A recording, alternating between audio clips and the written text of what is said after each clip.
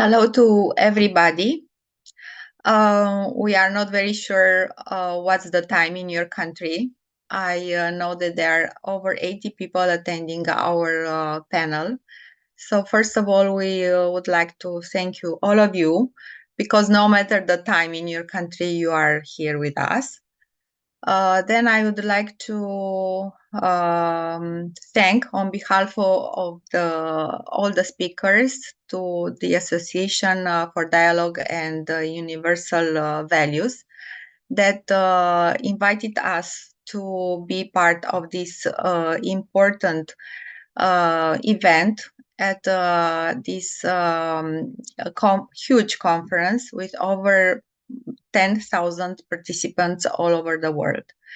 We are a small part of this huge event, but we are very, very happy to be here. And also, we would like to thank to the Journalist and Writer Foundation that made possible to be invited here and to have this great panel. We would also want to thank again for the panel we organized in person last year for the conference. I am here with some, not some, very important persons too, since I used very important to everything. And first of all, here is Dr. Ainur Gürsoy, who represents the Association of Dialogue and Universal Values. Then I want to thank to Maria Amor Barros, who represents the University of Burgos from Spain. Then Mrs. Jimena Reyes, who wears many hats, and she will tell about this. But she's a consultant, educational consultant, and also she works for International Women Association, a very important association in Romania with connections all over the world. And she also was the president of this association. Then I moved to Professor Evstratia Octapoda from Sorbonne University, who joined us, to all of us, to talk about gender and education. I will read from the proposal of our panel, just to know what we are going to talk about. And then I will give the floor to the panelists. Just a second. So our panel aims to provide a comprehensive overview of the relationship between gender equality and education on a global scale. Utilizing global education statistics, the panel will assess the current status of gender equality and delve into efforts to achieve gender equality in education, aligning with the United Nations Sustainable Development Goals. The discussion will explore the impact of different cultures on gender roles in education, addressing challenges associated with diverse cultural perspectives. Policies implemented globally to increase girls' access to education will be shared along with various civil society best practices. The panel will also examine educational disparities, identifying strategies to bridge gaps and ensure inclusive education. International collaboration's crucial role in promoting gender equality will be highlighted, emphasizing collaborative initiatives and partnership. Recognizing key advocates and activists for gender equality in education, the panel will underscore their impact on global awareness and change. Finally, the discussion will conclude by outlining a vision for the future, setting goals to sustain progress in achieving global gender equality in education. By offering a broad perspective on gender equality and education, this panel aims to engage participants in exploring significant global issues and fostering awareness and understanding. While I was reading this, I discovered that I didn't introduce myself. I am Ramona Mihailo. I am a professor at the Dimitrie Cantemir Christian University. I teach literature and gender studies, and I am also the head of the Secretary of State office at the National Agency for Equal Opportunities between women and men. So I'm very glad, and I have huge emotions to be the moderator tonight here in Romania. And I want to thank to everyone who is present here, and I hope you will join us not only in listening to us, but also in having a lot of questions for us, because at the end of the presentations, we'll have a session of questions and answer for you. First of all, I will give the floor to Dr. Ainur Gürsoy,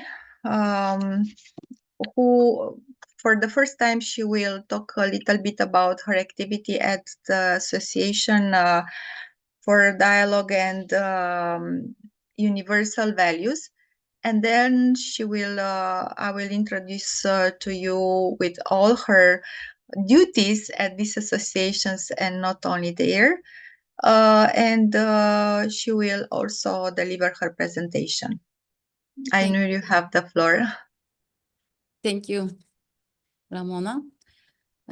Dear participants, first of all, I would like to thank two speakers, our moderator, Miss Ramona, and all the participants. And I would like to thank our partner, the Journals Writer Foundation, for their support. Yes, I am a women's department coordinator in the association. We organize various related to women's empowerment and girls' education, such as women's leadership in social projects, support for women subjected to violence, mother and child education, skill development workshops for children and young people. Before moving on the panel topic, I would like to give brief information about the association hosting the panel, ADVU, Association for Dialogue and Universal Values, is the non-profit association that aims to promote dialogue between people regardless of ethnicity, religion, culture, and social class. ADVU aims to be common reference point in the determining universal values, dialogue, tolerance, and law in Romanian society. We accept education as a universal value and believe that the learning process never stops. That's why we organize courses and training modules for adults and children, especially. Through events, debates, and lectures, we address central themes of general interest viewed from different angles, trying in this way to find solutions together and open doors to new social, scientific, cultural projects. We support humanitarian and social responsibility initiatives. We promote cultural pluralism through our actions. We offer scholarships for studies and academic research projects on the subjects of the multiculturalism and intercultural communication. Now let's move on to the topic. I want to briefly explain the panel.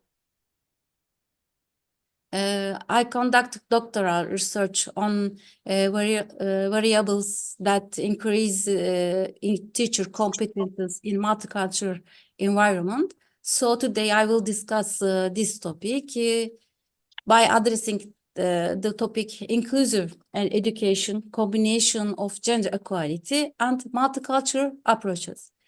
I will discuss the importance and benefits of inclusiveness in education in multicultural environment, and gender equality practices, some exemplary practices from word, and what needs to be done about this area. Why inclusive but education? Yes. before you start, I would like to introduce you to our guests, because you talk only about the association, not about yourself. Yes. So Ainur Gürsoy currently holds the leadership and coordination of the Women's Department at the Dialogue and Universal Values Association, while also actively participating in various other associations. She effectively organizes dialogue activities focusing on universal values and shared experiences. Through various initiatives such as training seminars, mentorship programs, leadership courses, vocational training projects, and community engagement activities, she is dedicated to supporting the education and empowerment of women and young girls. Her ultimate goal is to encourage the exploration and empowerment of the potential of women and young girls. Additionally, she endeavors to mobilize volunteers to provide educational support to disadvantaged children. Ainur Gürsoy is a researcher with various titles, including a psychotherapist and specialist in teaching Turkish as a foreign language. She completed her expertise in physical therapy with a doctoral degree in educational sciences. After completing her bachelor's degree at Istanbul University in Turkey and Dimitrie Cantemir University in Romania, she pursued a master's program in Bosnia and Herzegovina and ultimately obtained her doctorate from the University of Bucharest in educational sciences. Gürsoy's research focuses on the competencies of teachers in multicultural educational environments and intercultural interactions. Congratulations, and I wish you luck. Thank you. Let's move my topic. Why Okay. inclusive education? Inclusive education is a model that respects to diverse needs and cultural identities for every student. This approach is fundamental in ensuring justice and equality in education. A truly inclusive education environment is necessary for each student to maximize their potential and fully participate in society. The importance and benefits of inclusive education and gender equality practices in multicultural environments include inclusive education fosters tolerance, understanding, and collaboration and dialogue among students from different cultures. Students from diverse backgrounds come together to understand and share their values. Additionally, gender equality practices are vital in this environment. Gender equality ensures equal opportunities for girl and boy and prevents gender-based discrimination. The combination of these approaches creates a more fair, inclusive, and egalitarian educational environment. I would like to give some examples from the world. There are numerous exemplary practices worldwide. For instance, some schools in Canada offer specially designed classes and activities for multicultural students. And these practices allow students to celebrate cultural diversity and build better relationship with each other. Similarly, schools in Sweden provide special lessons on gender equality education and cultural diversity. What should be done regarding education? To ensure inclusive education and gender equality in education, several steps can be taken. Firstly, education policies and curricula should be inclusive and equitable. Teachers and administrators should undergo training on cultural and gender sensitivity and receive ongoing support. Additionally, events should be organized at school and in communities to raise awareness, foster an atmosphere that celebrates diversity. We can see in the intercultural, international schools also in ISB, in Verita, in İCHB, this atmosphere we can see. We would like to make quick summary. Inclusive education and gender equality practices are crucial elements contributing to a fair, more inclusive and equitable future for our society. We must all embrace these values and strive to promote greater inclusivity in our education system and society at large. Thank you for your patience and listening. Now I would like to turn it over the other speakers we have. Thank you, Ramona. Thank you very much, Ainur. I just want to add that you are involved in many international associations also that run in Romania, and we are very proud of this. And then I'm the next speaker. I chose to talk about gender and education in Southern Eastern Europe.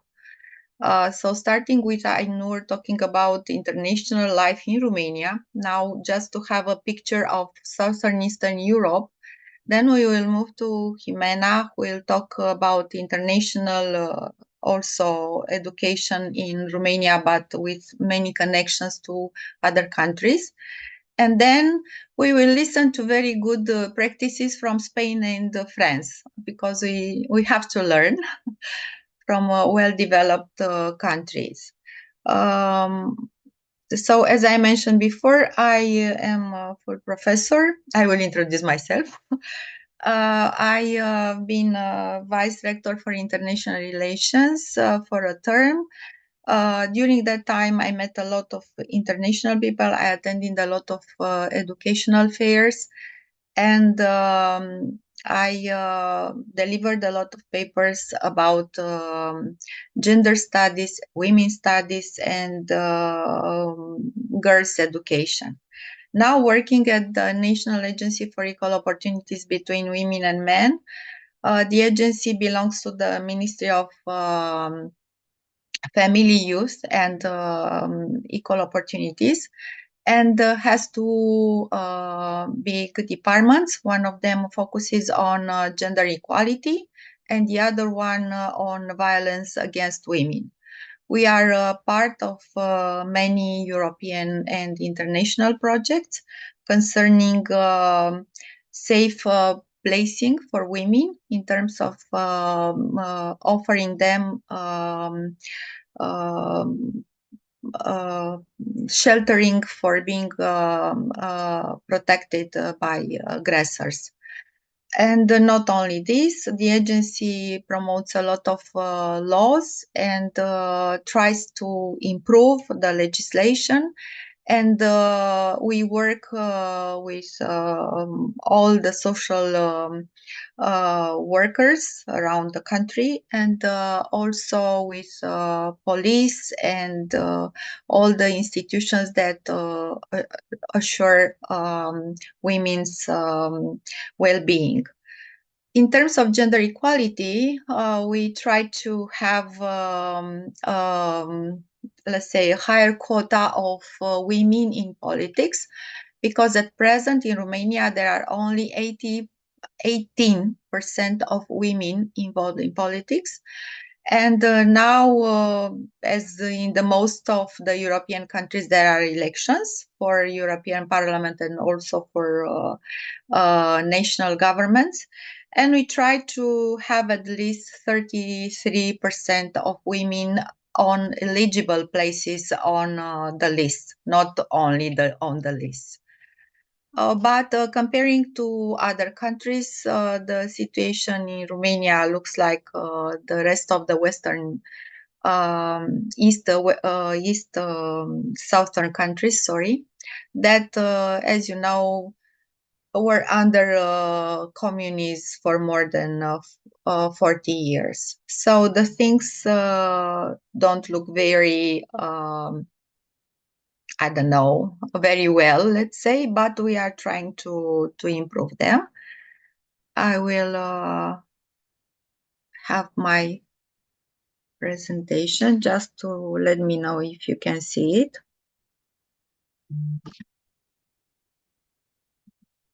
I don't know how to.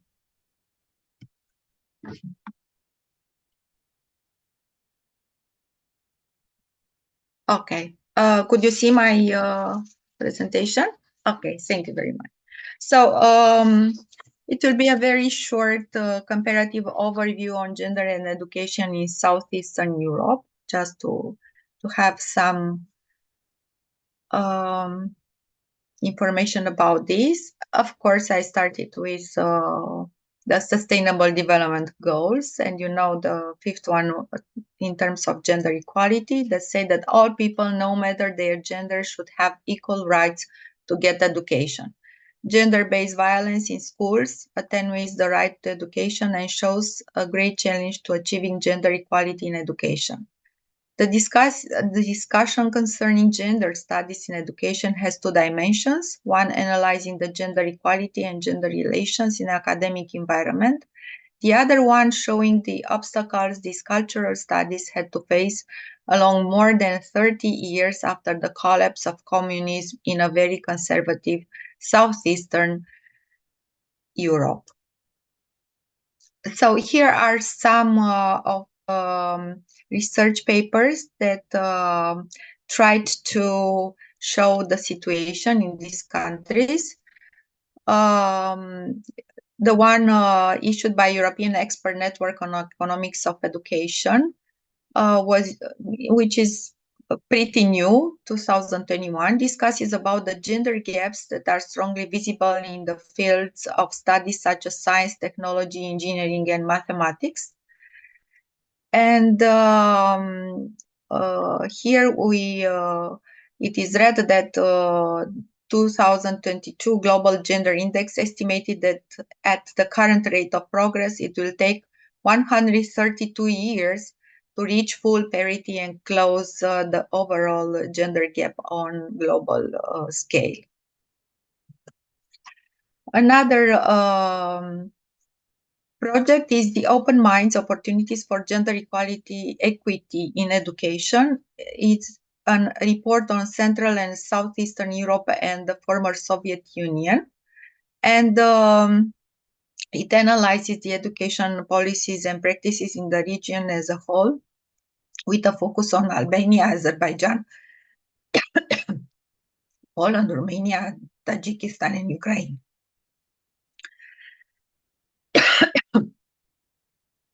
I'm sorry, just a second to take some.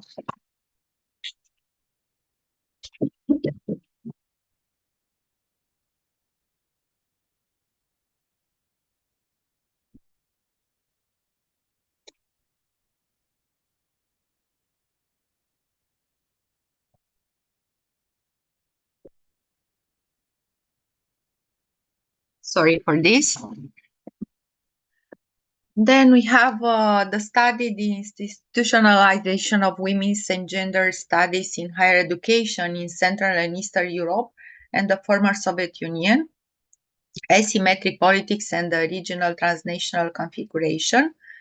It was conducted by East Central Europe at the time when this university was very famous. Meanwhile, many programs were closed, and also there was some political issues concerning the university.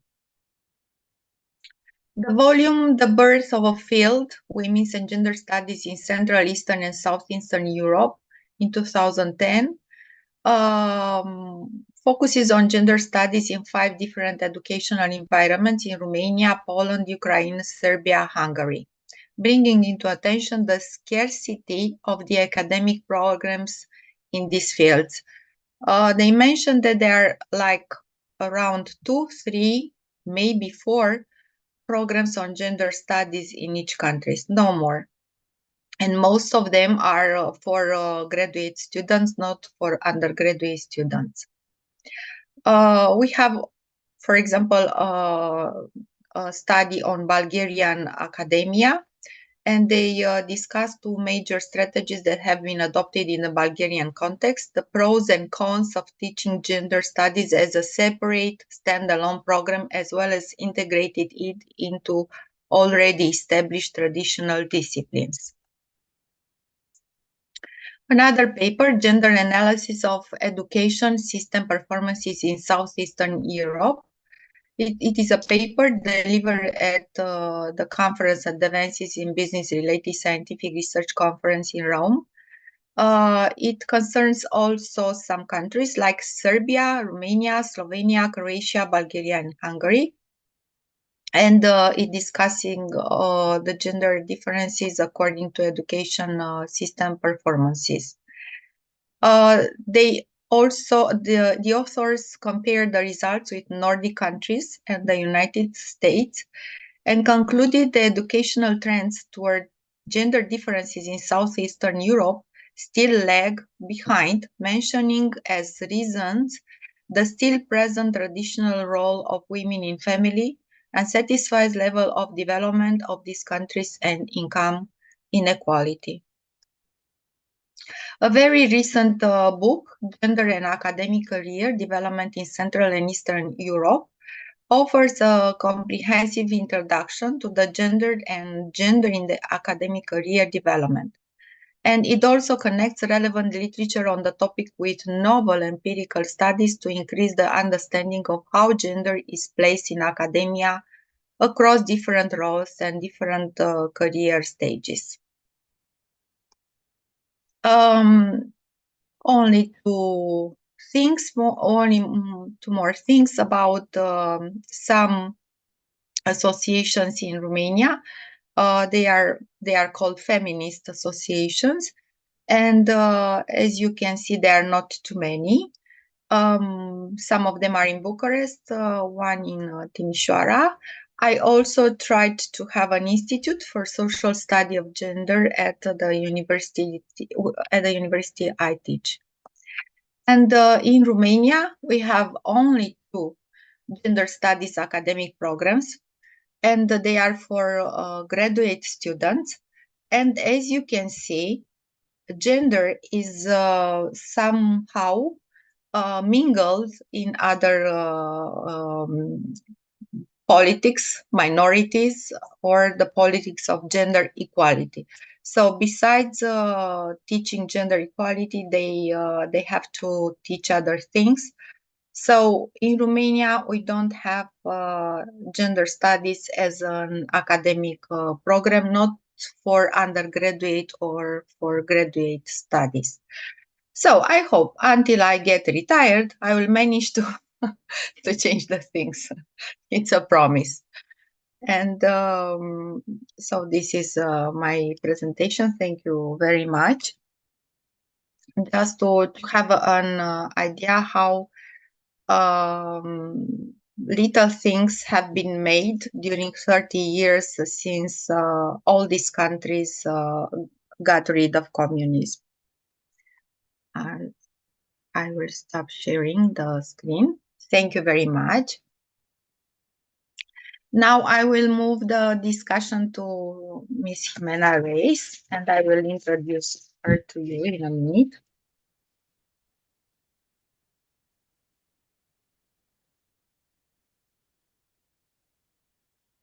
So, Jimena Reyes is an intercultural trainer for global leadership and intercultural management for Forbes 500 companies, living and working for the last 20 years in different parts of the world: Sweden, Russia, Turkey, United Arab Emirates, and Germany, to name a few. This has given Jimena a wide perspective of the situation of women and the migrants around the world. She's an avid communicator and active member in organizations like Professional Women Network and International Women's Association, for which she stands as a president for many years. Her experience spans from training top management and leaders to dedicating time to empower and inspire future professionals and making a difference in education, being global ambassador at Verita International.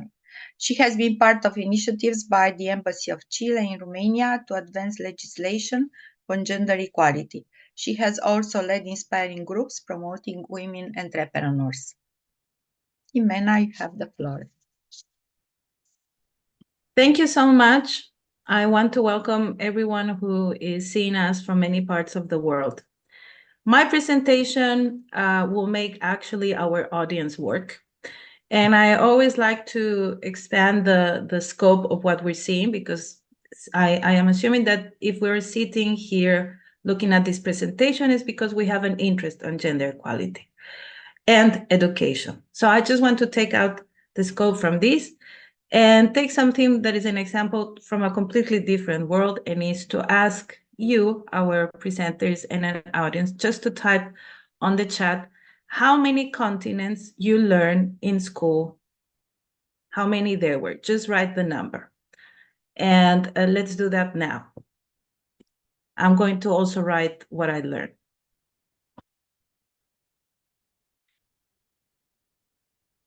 So I see 7, 5, 7. Okay. 7, 5. And you might think this is something that we wouldn't have to have a discussion about. These are things that we take for granted, and it's given how many continents there are. And some people say 7, some people say 5. Just as a reflection, we have the coming Olympics in Summer Olympics in Paris. And I want you to reflect how many rings you have in the Olympics. 5. So just I'm leaving you a seed of thought, because that's my presentation, to look deeper into the things that we take for granted. When we say education, many people think school environment, but education is a continuum. It happens during the school years and after. It happens when we are at work and we have to learn how to recruit people. What are we doing? And also it happens in the classroom, but continuously outside the classroom. That's where the learning happens. So I just want to take 1 minute now. Well, I see 7 and 5. Okay, I was hoping to, one time I asked these questions and there was a 6. So let's see. I want to share with you my presentation. Just a moment.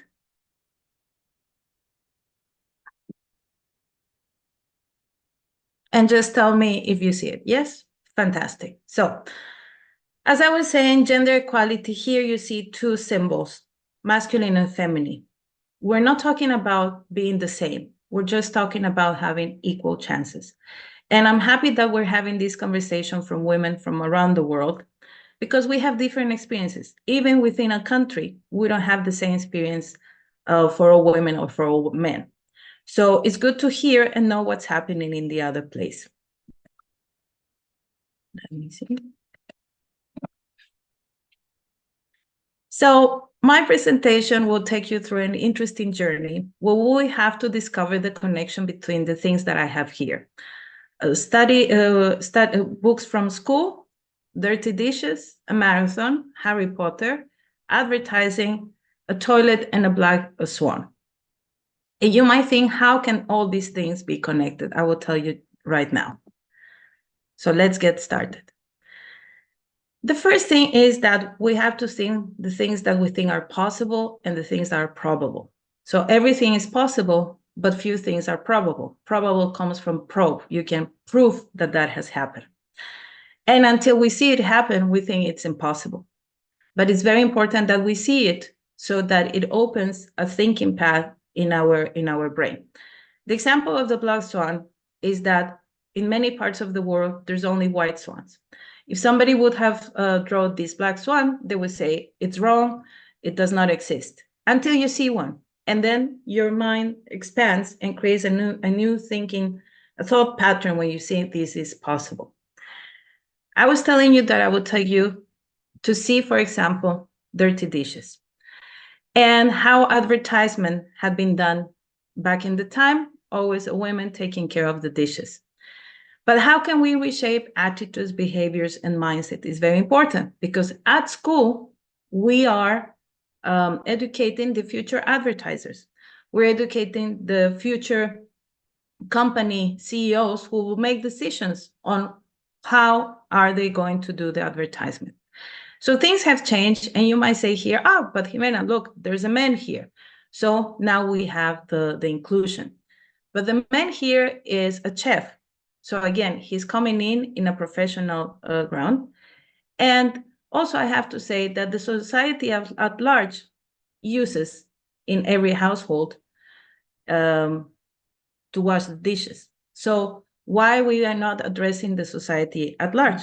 So very important what we have there. So the first thing is sorted, the dirty dishes. Now let's go to see the next one.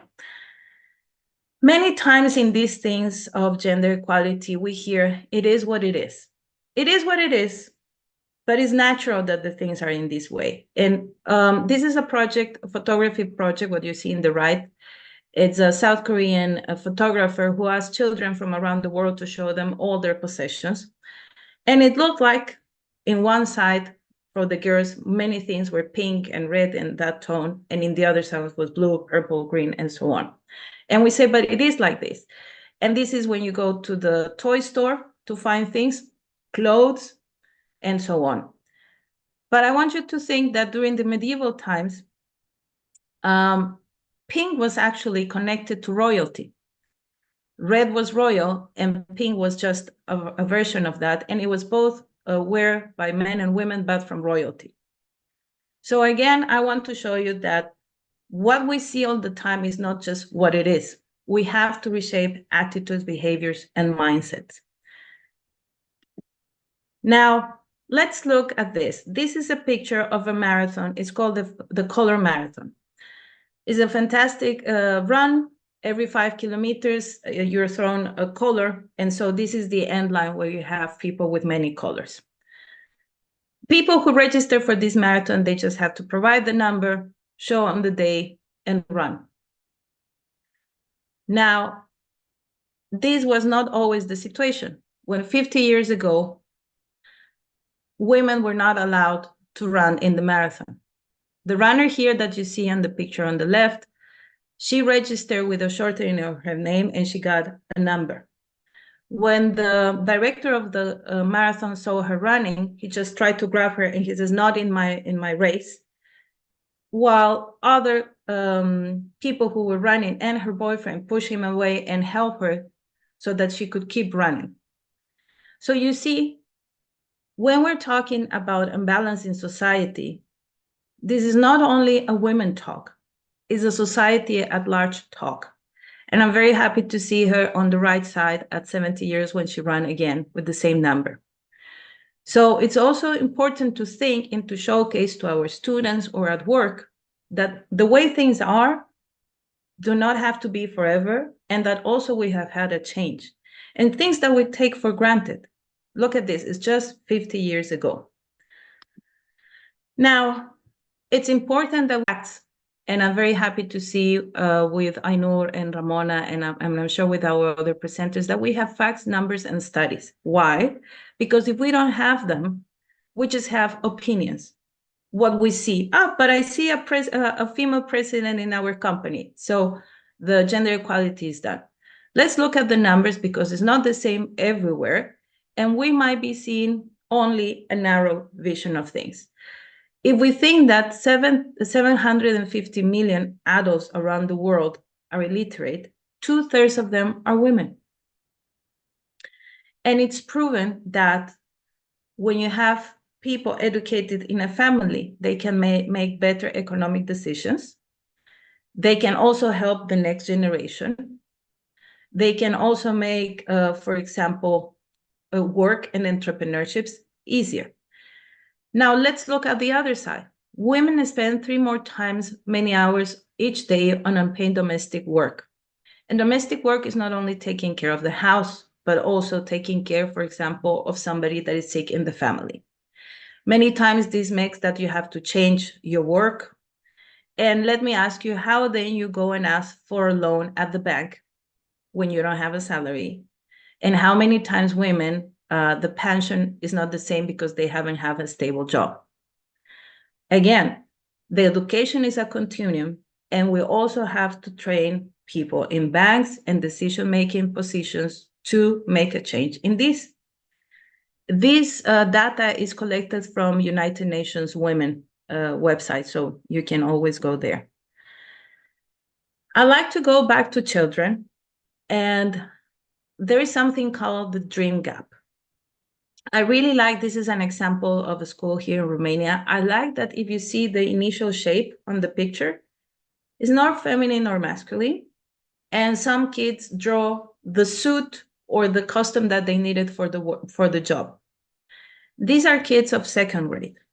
But there is something called the dream gap, where it has seen that after 7, 8 years, girls stop dreaming of being in different positions. The dream starts narrowing. And how do we know this? Because also you see often searches of parents, is my son gifted? But in terms of girls, things about being pretty or talent or other things, and not in studies. So something is happening there. And I like, you don't see it, but one of the girls on the left, they show to be a tennis player. Think and reflect how many tennis players, female tennis players, you have in your country. How many of them give interviews? How is visible? Again, why? Because we have to show that it's probable. That is not only possible, but probable. There was a picture of the toilets, and here is an issue that women face longer toilet times.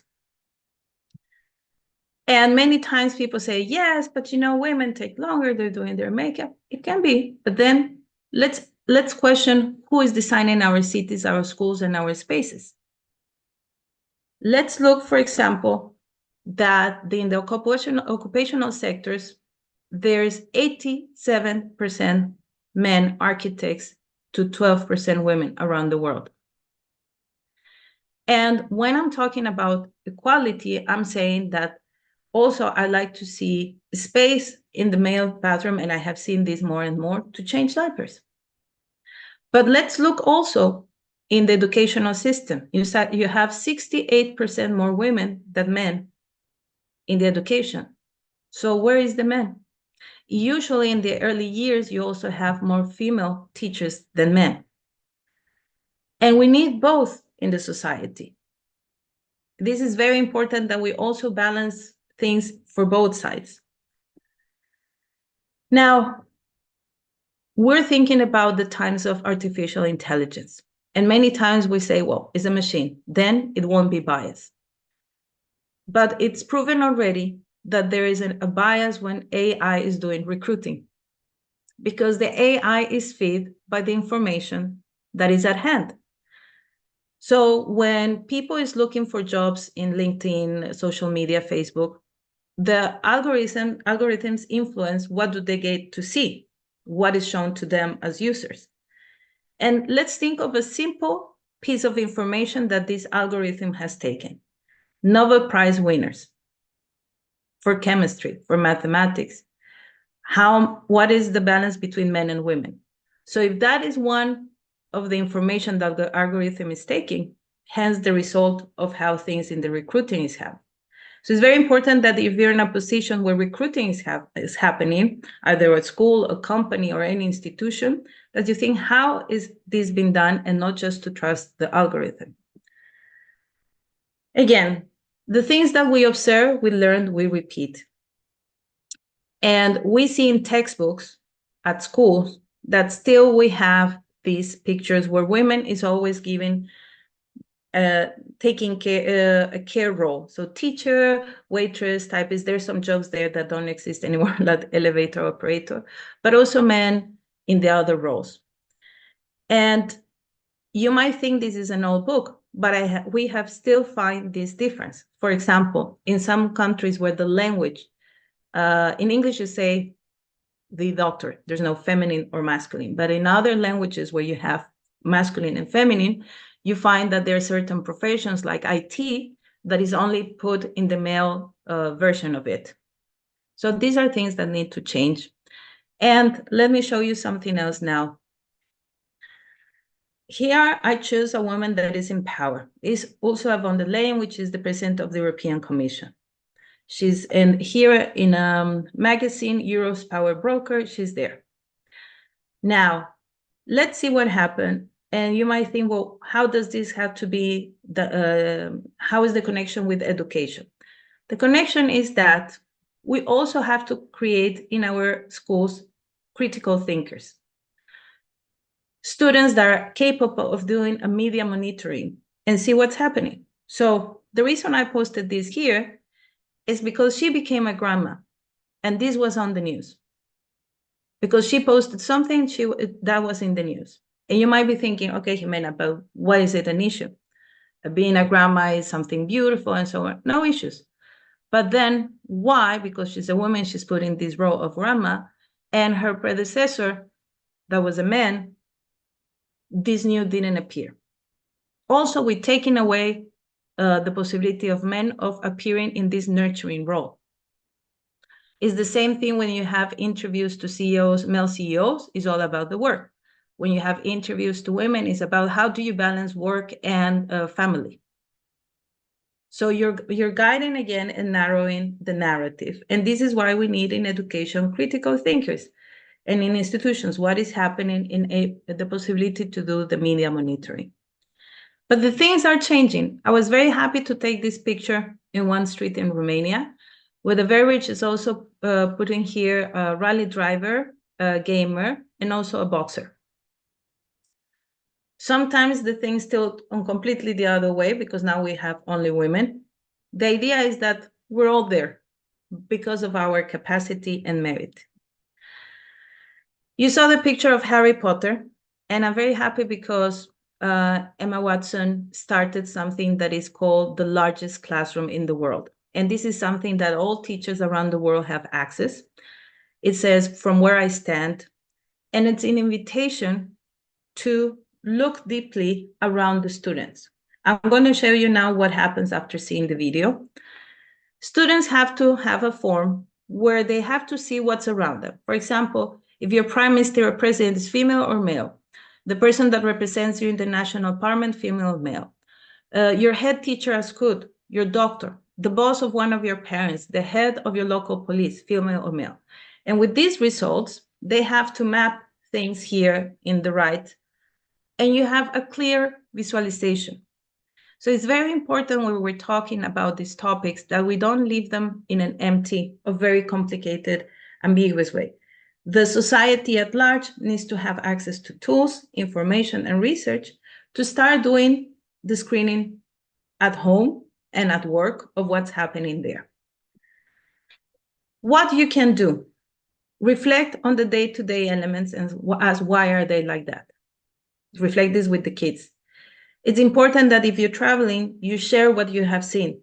What is done in one place can be done in another place, or can be different, or can be adapted. I'm going to skip one, that is to be an active citizen and influence, because that you can do also from your phone. You can post a picture of an ad that you think it's imbalanced. Bring the conversation there. Map things around you. We have heard things that geographically might be far away from where you are now, but I invite you to think of your education years and see there, how was that? Reflect on the textbooks and more, and share the results, campaign, and choose the school, choose the education, choose how you're going to recruit the people in your company, choose what you're showing, and choose also how to learn to speak about these topics again. Thank you so much.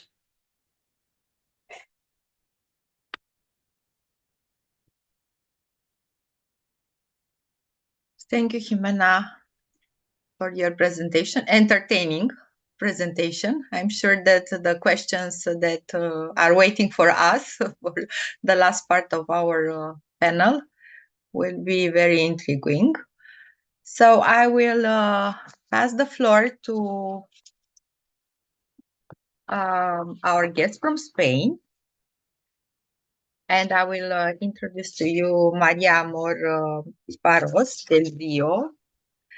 who is a senior lecturer in English studies at the University of Burgos in Spain. She has a background in languages and gender and holds a bachelor degree in English, one in social and cultural anthropology, several postgraduate courses in gender, and a PhD in Irish women's literature.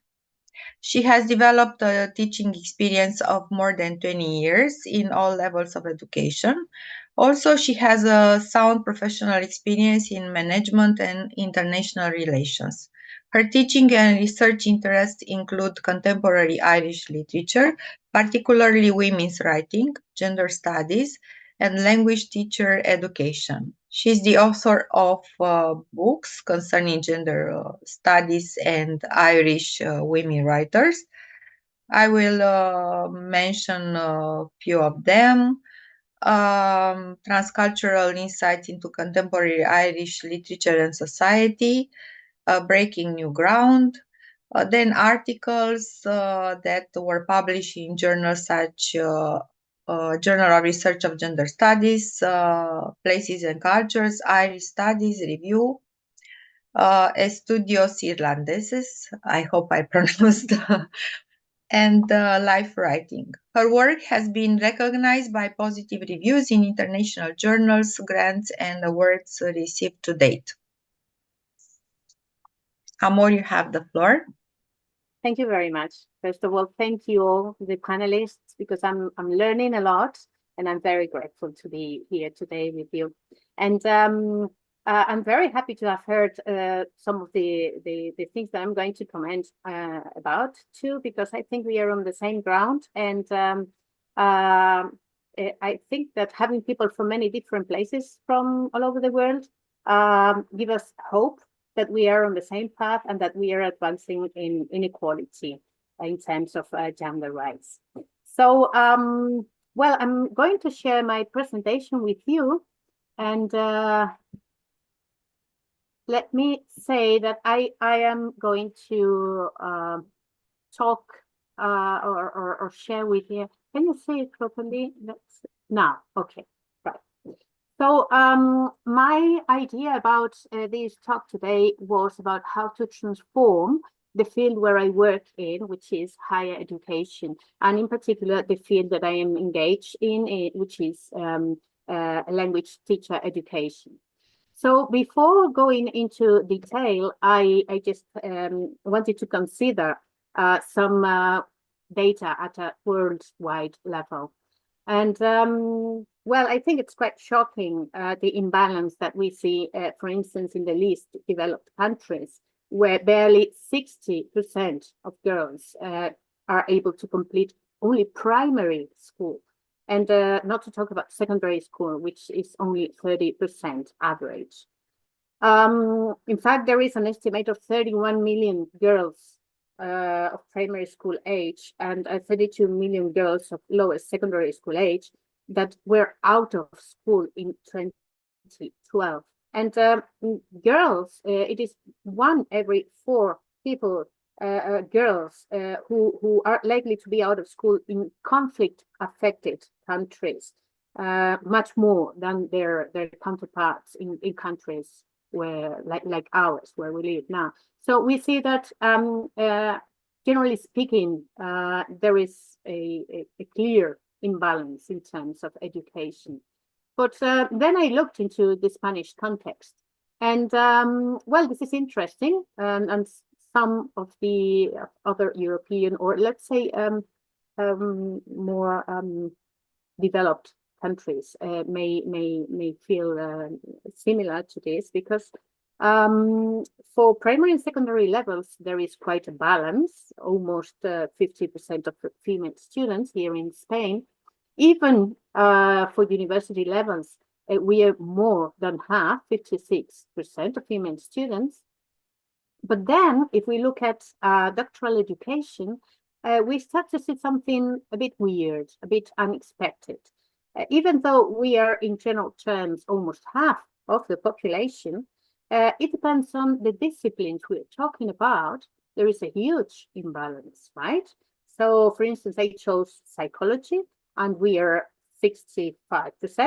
But if we look at computing, we are only 20% of female doctoral students. Then I looked at the teaching profession, and in general terms, it is no surprise that the teaching profession is feminized. So we are 67% of female teachers. But then again, it depends on the level we're talking about. We are only 43% of university level female lecturers compared to primary and secondary level teachers, who women are 72%. And then I finally looked at how many principals we had in Spain. And in 2022, we only had 25% of women principals at university. So in general, it seems that women start their educational path at an advantage, a real advantage. Look at the university level, 56%.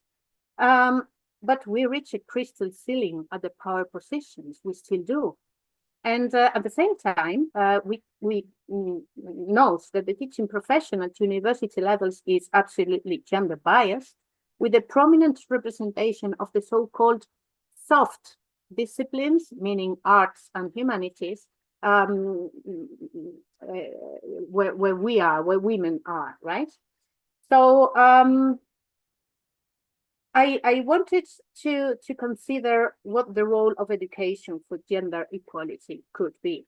And I wanted to look more closely at what we are doing at my own university. This is the place where I'm working, and the University of Burgos. And let me show you some examples that might be of your interest. We've just finished with, I'm not participating in it, but my colleagues are, the Selfie project, which seeks to facilitate the acquisition of a second language through STEAM topics and active pedagogies. So this is something quite related to my field of study, which is languages and gender studies. And there is another project which is also interesting. I'm going to translate. It is the presence of women in the history of art, how they are reflected, their image, their identity, and how they are presented in textbooks, as Ximena previously mentioned about textbooks, how important they are. And this project seeks to assess the presence of content related to women in the history of art, both women as artists and as artistic promoters. So these two projects, I found them very interesting and very promising in terms of advancing towards equality. But then I started to think, as a language teacher, educator, what can I do? And I think this is the question we all need to ask ourselves: what we can do in our fields of action, in our scope of action. So if we agree that gender equality is a matter of social change and justice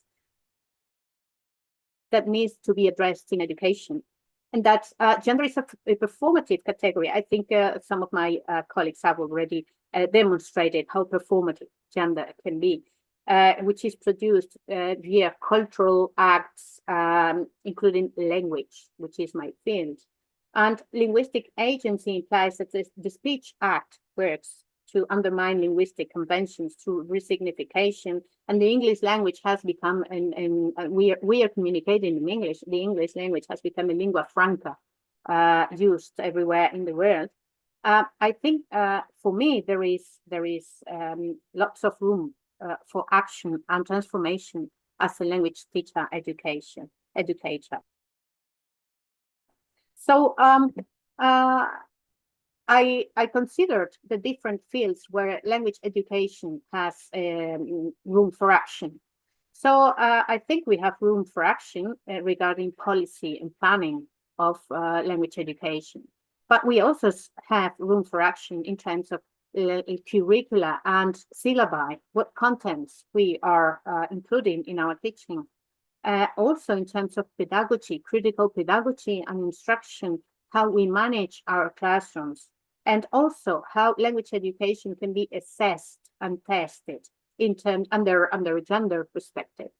So all this considered, I came to think that the relationship between language, identity, sexuality, education, and also the enlargement of the gender spectrum within language teacher education, I think it remains largely underexplored in teacher preparation.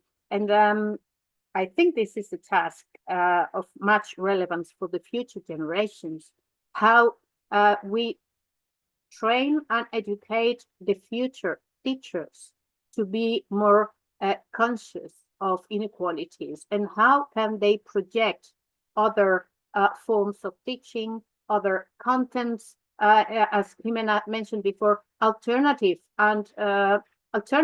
possibilities that can become true, right? So a diversity-focused approach in language education, I think, that seeks to empower learners to interact or engage with, rather than embrace, people who are different from them. And that is how we achieve equality, in my case, in language education. So I wondered, what is the dominant perception of the gender spectrum among language students? Or what teaching strategies can we use to contest heteronormativity? Or even how can we as language educators, or I as a language educator, can foster gender spectrum inclusion in my teaching practice?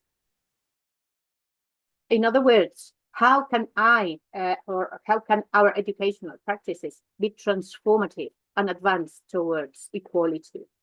So after all this reflection, I and my students, my colleagues, came to think of a possibility, which is an international online course.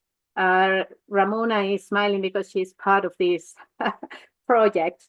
So we've designed an online course on gender equality and sexual affective diversity in teaching English as a foreign language.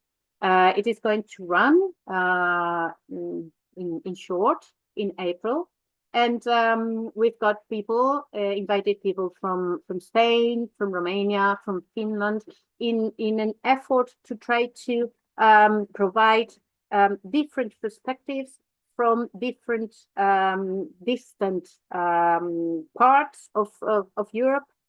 And our main objectives are to raise awareness on gender equality and sexual affective diversity in the teaching of English as a foreign language through a trans-feminist perspective. Also, we want to raise awareness of the social responsibility of teachers in terms of gender and sexual equality. I think that's essential.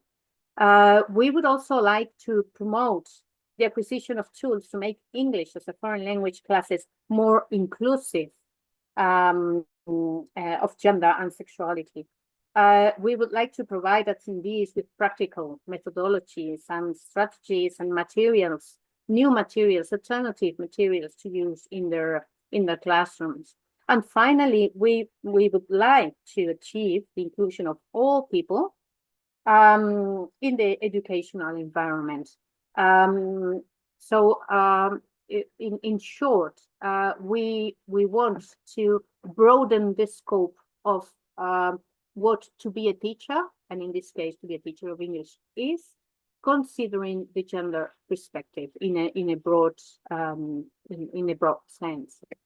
And for us, some fundamentals are the students' autonomy, so that they can each go their own path, their own discretion. The teacher acts as a facilitator, which is also part of a critical and active pedagogy that we want to offer to the students. We want them to learn by doing. And finally, we want to transmit that education is a very transformative tool once the students are transformed themselves. We cannot preach what we don't do. So all in all, this is what we are aiming for. if any of you is interested in this course, it is public on the website of the University of Burgos. And I read there were some questions about sharing our presentation, so I can share it with the participants. And before finishing this presentation, I am going to take this stand to demand very urgently peace in all of the 110 armed conflicts that are happening in the world, because children and women are the main victims of every conflict, and because war and violence have a strong impact on confidence and aspirations, and last but not least, because education is key for fostering peace and equity. And if we don't demand peace now and always, we will never achieve equality. So thank you very much for letting me participating in this forum, and I am here for any question. Thank you. Thank you very much, Amor. Very interesting, your presentation. I just want to mention that the students who graduate this course will get a certificate of participation from University of Burgos. Maybe they will be more interested in this. Okay. Now we'll move to Professor Evstratia Octapoda from Sorbonne University. I'm going to introduce her to you. She's a specialist in comparative literatures of the 19th and 20th and 21st centuries and works for Sorbonne University in Paris. She holds a PhD in comparative literature for the University of Montpellier. She was Onassis Fellow and Greek Government Scholarship recipient.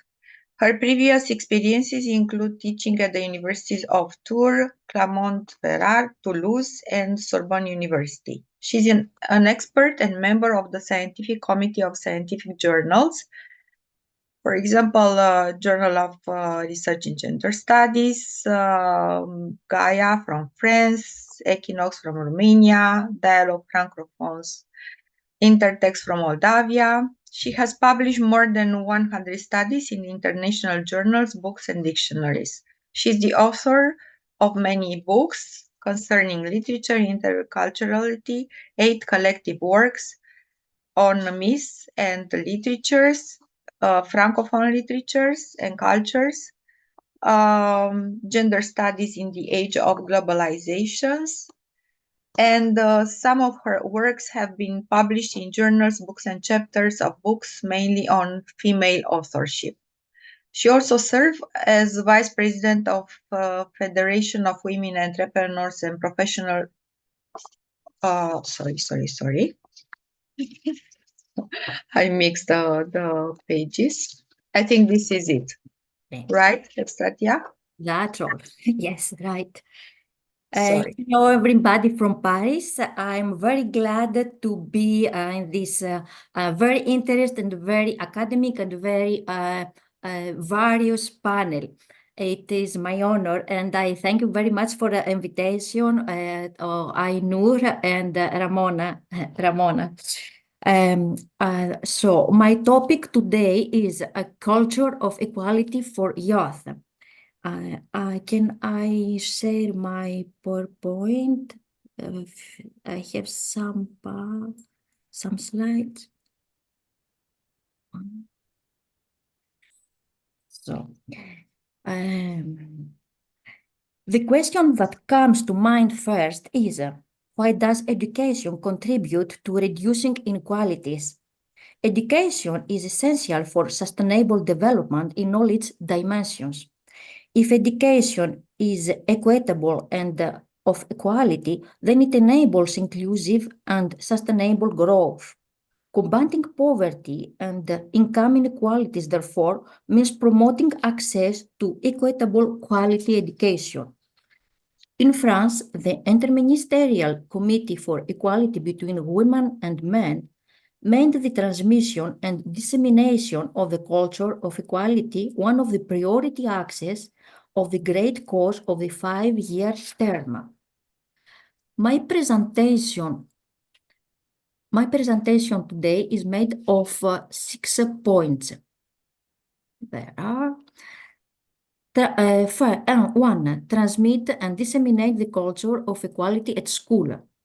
By acting both with teaching and education staff, parents and students, the equality policy carried out by the Ministry of National Education and Youth promotes equality between girls and boys in order to deconstruct the stereotypes that are put in place from a very young age and influence the way in which boys and girls construct their identity and their educational and then professional careers over the years.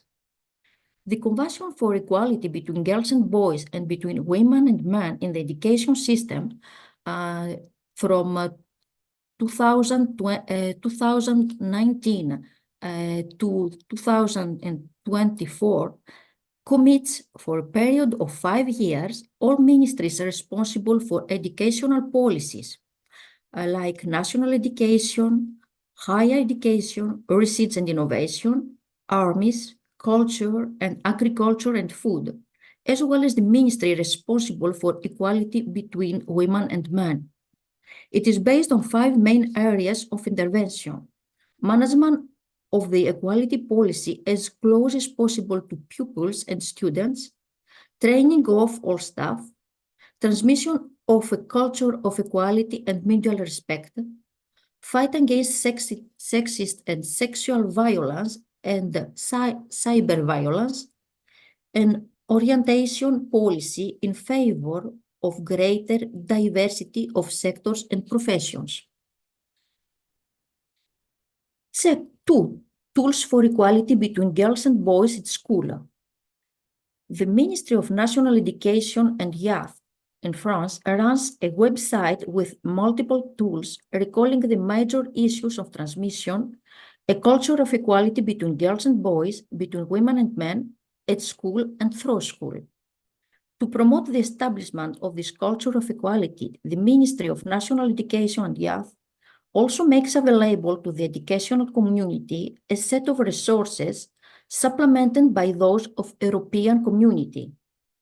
Finally, the Guide pour l'égalité promotes the engagement of students elected to the college life councils and high school life councils on issues related to gender and equality.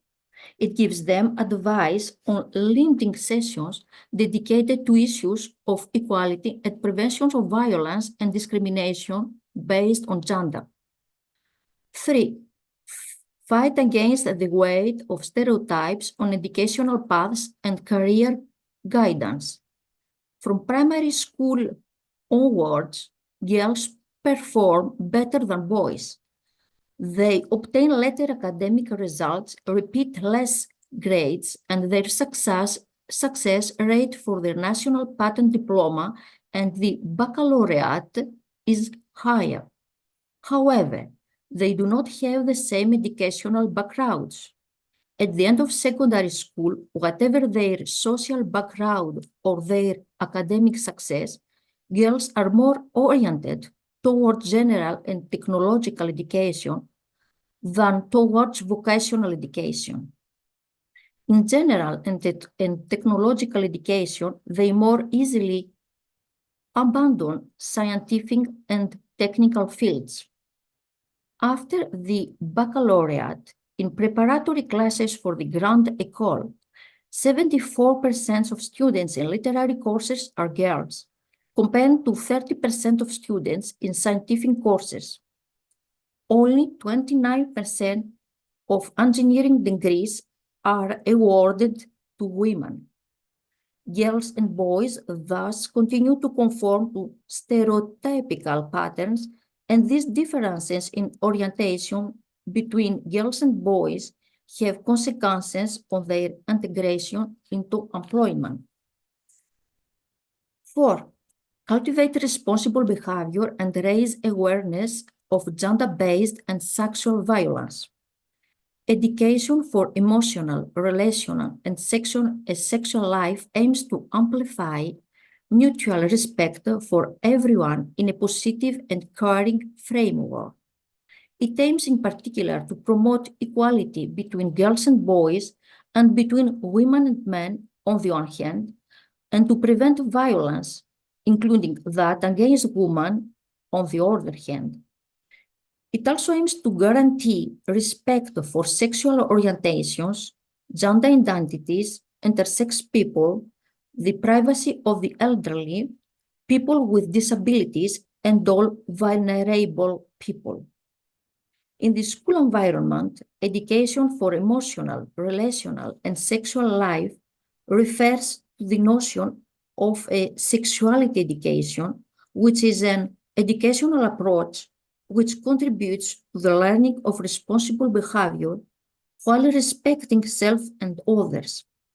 With 3 compulsory sessions per year and per level, it contributes to provide students with objective information and scientific knowledge, identify the different dimensions of sexuality, biological, emotional, cultural, ethical, social, lingual, develop the exercise of critical thinking, promote responsible individual and collective behavior, prevention, protection of oneself and others, make information, help and support resources known within and outside the establishment.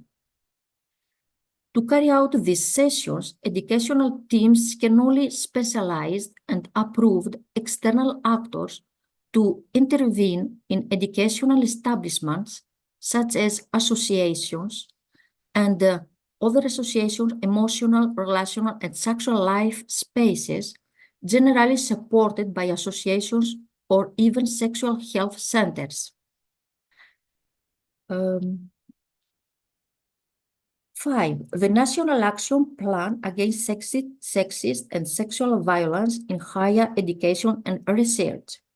The Minister of Higher Education, Research and Innovation, and the Minister delegate to the Prime Minister responsible for equality between women and men announced in October 2021 the deployment of a planned national action against sexist and sexual violence in higher education and research.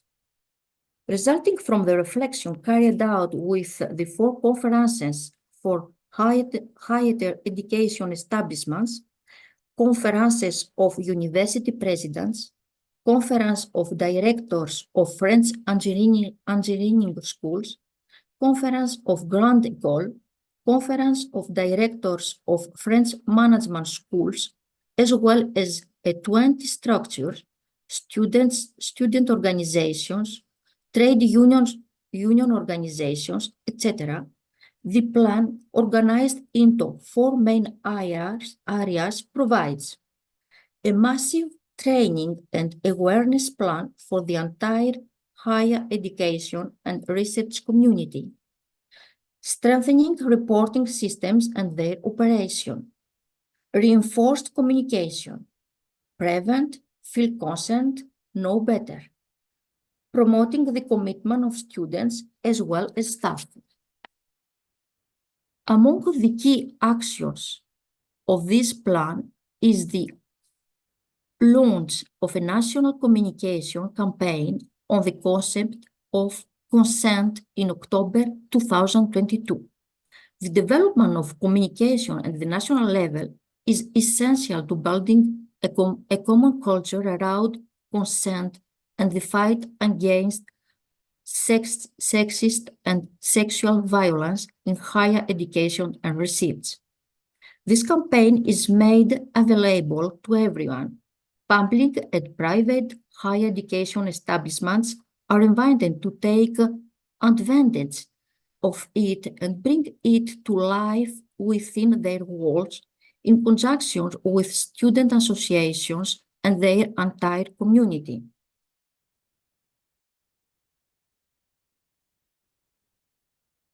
Conclusion. The role of education in human life. 8 relevant suggestions. Education is a powerful force for change. It improves health and livelihoods, contributes to social stability, and stimulates long-term economic growth. It is also essential to achieving each of the 17 Sustainable Development Goals. 1. Why education can change the world? Education reduces poverty and contributes to the stability of the country. Education allows the child to integrate into the local socioeconomic fabric and access stable and lasting employment. It stimulates productivity, innovation, and entrepreneurship. 2. Education, the basis of development. Beyond allowing children to freely build a future for themselves, education constitutes the basis of sustainable development. However, this right to education has been particularly threatened since the start of the health and economic crisis. 2,058 million children still do not have access to school around the world. However, we know that education is one of the most effective means of combating poverty, improving health, advancing gender equality, and ensuring peace and stability. 3. Why should schools provide equal opportunities? Equal opportunities are a strong focus of interministerial education policy. The transformations undertaken since 2017 aim to give each student the same opportunities regardless of their social or territorial origins, particularly in terms of guidance. 4. How can we improve equality between girls and boys? Spreading a culture of equality, fighting against all forms of violence, contributing to diversity in training sectors are the main levers that the entire educational community, from school to higher education, must activate in lessons, educational activities, and school life. 5. What are the benefits of girls' education? Education equips and transforms women with tools and knowledge. It allows them to break the traditional cycle of exclusion, which confines them to the home and excludes them from decision-making. 6. How to act for more equality. Promote social dialogue on the prevention of discrimination and the promotion of equality. Develop consultation with social partners on the challenges of combating discrimination and promoting equality and on the actions and means implemented. 7. What are the 5 rights of women? These rights include the right to live free from violence and discrimination, the right to the highest attainable standard of physical and mental health, the right to education, the right to property, the right to vote, and the right at equal pay. And 8. What are the struggles of women today? Today, all over the world, women are victims of violence, forced marriages, use of rape as a weapon of war, sexual mutilation, and bans on going to school, etc. In France, women's fight has made progress, but there is still much to do. Thank you for your attention. Thank you very much, Evstratia, for your comprehensive. Okay, we now at the end of our presentations, we have a lot of questions. Shall we pick one of them, each of us, just to pick up one of them and reply to our listeners and participants? There's one here, and I want to thank to Annie Kib for asking. And the question is, leave a question and hear your thoughts about, just give me a second, the discussion of possible and probable, and connect this to possible and probable and the idea how it intersects with gendered languages. I need 1 second to replug my computer because I will run out of battery, but I would like to come back to this because it's about culture and languages, and maybe we can have someone else also add to that. Just let me fix this.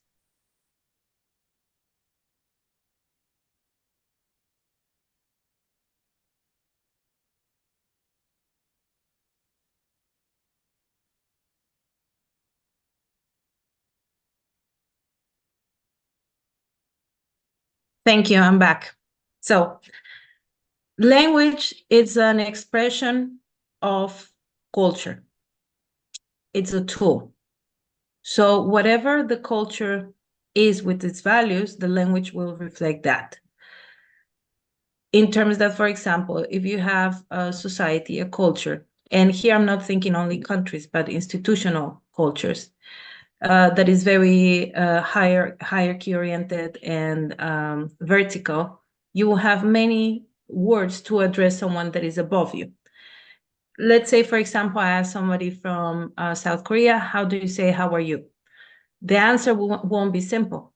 That person will ask me, okay, but who are you talking with? Is that person older than you? Is that person a man or a woman?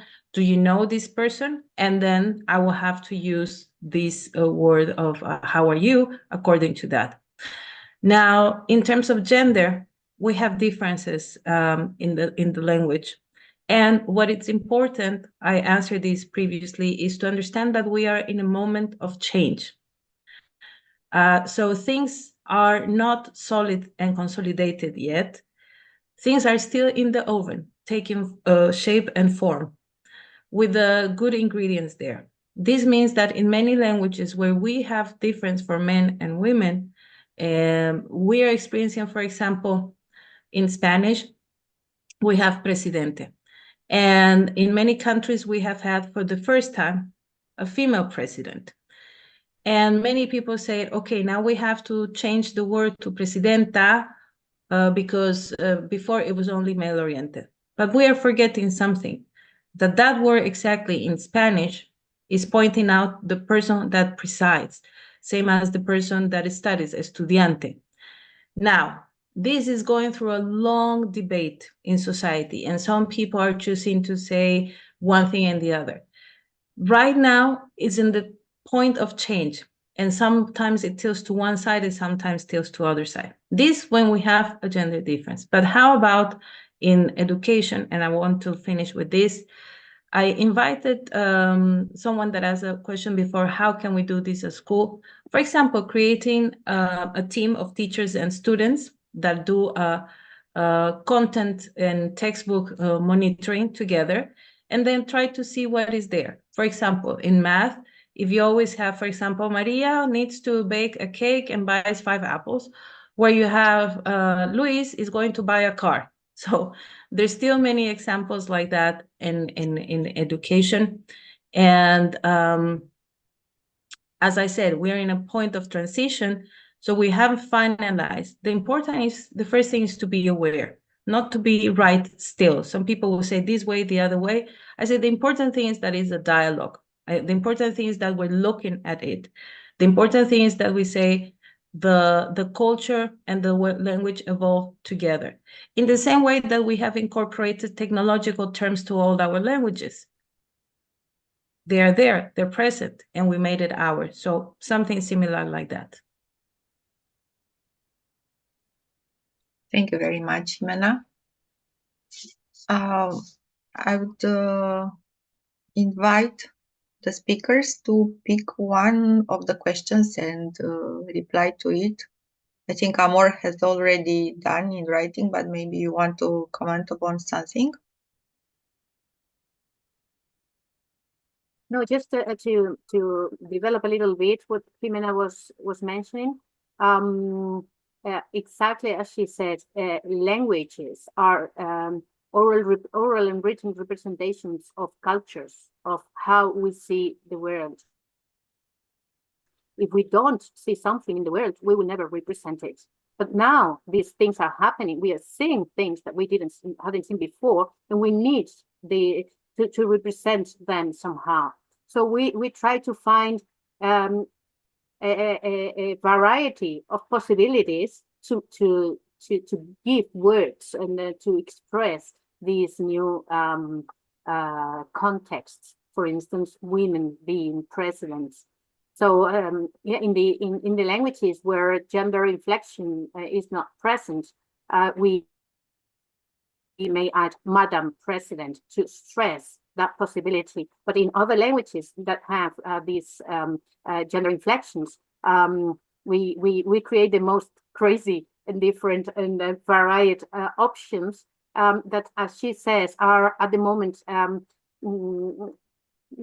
coexisting until the natural normalization of language use selects naturally one of these options. So in the end, we don't know, or at least I don't know, whether we will stick to presidenta or we will maintain presidente, and everybody will understand, okay, it is a neutral word as it is. But it is very, very interesting to study the relation between gender and language in every single language, because it never ends. It's constantly evolving. Yes. Ramona, Yes, may I Jimena. add to this Yeah. to close? And something very important, because the possible and probable and gender languages, we have to think here that there's also an ingredient of identity. We create categories and we say, okay, you have to be here, here, or here. And let's look at another way when we're doing this is when we're addressing women with Miss or Mrs. Women are Sir. Their marital status doesn't matter. Sometimes they say, oh, but we're calling her Madam, or in Romanian Doamna, or it's because she's older, so we want to pay tribute to that. So again, the first step is to look into things deeply, like peeling the onion of something and say, okay, but why is this relevant? Why are we addressing in this way? Maybe I don't want to share this publicly. Maybe I just want my name and maybe my title, but this is the first thing, is to start the conversations, to say, okay, yeah, really, actually, why do we have this? Why do we have 5 continents, 7 continents, and 6? And also I had an answer with 3. So very interesting to see this. Just start the conversation. Okay, thank you very much, Jimena. I just want to mention that unfortunately Isabel Lusada, the 6th panelist for tonight, she couldn't be with us in person online, I may say, because of health problems. I just want to mention about her work, just to know about her. She's a researcher, PhD at the University Nova Lisbon from Portugal. And she's also a researcher and collaborator at Clepul Center for Lusophone and European Literary and Cultural Studies, the Faculty of Letters at the University of Lisbon. She earned her bachelor's degree in modern languages and literatures, master's and doctoral degree in Anglo-Portuguese studies from Nova University of Lisbon. Her research has focused on women's studies, and some of her works have been published in journals, books, and chapters of books, mainly on female authorship. She also served as a vice president of Federation of Women Entrepreneurs and Professionals of Portugal, affiliated with International Federation of Business and Professional Women, representing the federation on the Advisory Council of CIDM. During the United Nations conference in Beijing, She was one of the Portuguese delegates representing CIDMs. She's a member of the Portuguese Association of Women Scientists and the Society of Geography of Lisbon. She authored many books on gender studies and especially women studies, and she's a great organizer of conferences and other educational events. Next time, next year, I hope she will be with us and she will share us of her experience of teaching gender studies and women studies. Okay, I'm reading the question here in the chat.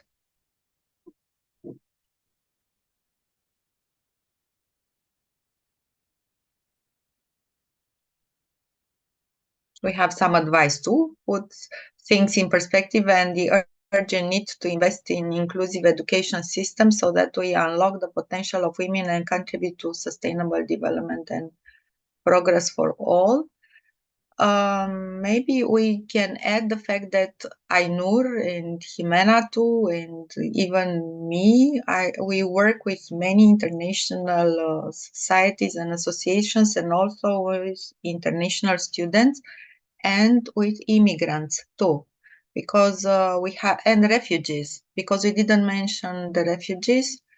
And for example, in Romania, the government opened special schools for Ukrainian students so they can learn in their language and have the transition to Romanian studies and learn Romanian and integrate in the society. There are schools in Bucharest, special classes, not whole schools, and they try to help the refugees women and also the children. I knew if you want to add some more because you have such a large experience on working with girls, poor girls, because you have a lot of volunteering activities.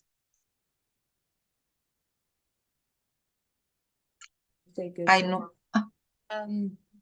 Thank you for you all for a good panel, and I saw a lot of comment also about this panel.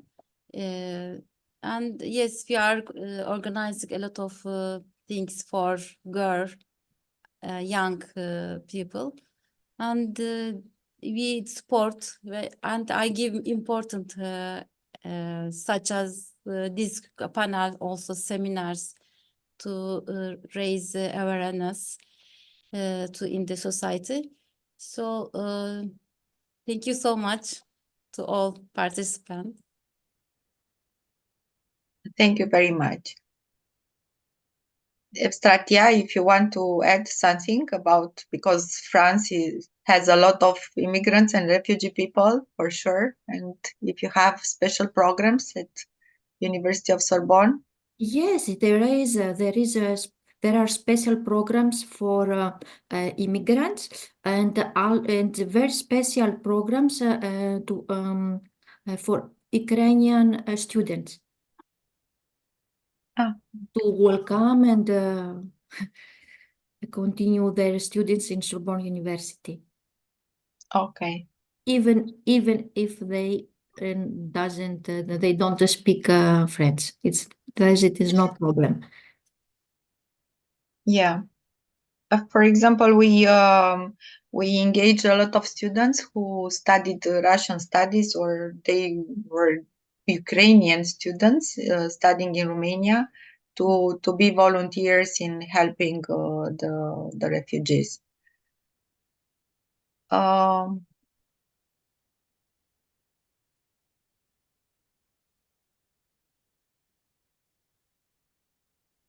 We have a question, what can be done so all of this to be presented mainly to men, because the awareness for need to change towards social initiated by men. That would be more effective, need from women to women, not from women to women only. I may add I on agree. a very short remark that we as mothers have boys, and we start teaching them how to behave and not to be led by stereotypes and other things. So I think each parent should try to educate their children, not following the stereotypes that were in our societies for many years. We should try to overcome all these things, not only in language, because in language we use euphemism, we use political correct words. We try to be polite and avoid blunt words, but we need to do some social work and educational work, especially yes with parents. How about current adult generations? I participated in many events organized by women's associations, and there were some men invited there, of course, and they really asked to be trained, because all these organizations for women conduct a lot of research or a lot of educational programs for women, how to empower women and so on. But they admit, the men present at this conference admit that they really need to be trained too. So we will think about this too. Thank you for the question. If somebody But also it's true, because we are creating a vacuum on preaching to the choir. So we all believe everybody thinks this because we see everybody involved. At the same time, I would like to say that not all women are pro-women agenda. For example, we have cases where it's women parliamentarians who are blocking legislation for women. And not all men are doing things only for men. So we have to look at the characteristics people. I think current adult generations, it's hard because they're going through two different processes. One is to see the change of the society, and that is always hard. But also they see the change of the world and the interconnection among societies. So they might feel this as a threat. So in this case, it's a bit more difficult, and they will end up using dismissive language. But the question is, what can we do? And the first thing is to make a bit of noise, make it more visible, make it more present, talk about this. So that is so interesting that people want to join. Okay, thank you very much. There are no more questions. So we would like to thank to all the participants, first of all, because they shared with us their questions, and you may ask, you may want to add something, Jimena? No? You have, okay, you raise your hand, that's why. Okay, and then to thank to all the panelists being here, so present with nice presentations. Thank to Association for Dialogue and Universal Values for hosting us, and also for the Journalists and Writers Association for being with us, for organizing this, for trusted us, because they organized a second panel with us, and we hope next year to be again together in New York, all of us. Okay, thank you very much Thank for you. everything, and keep in touch.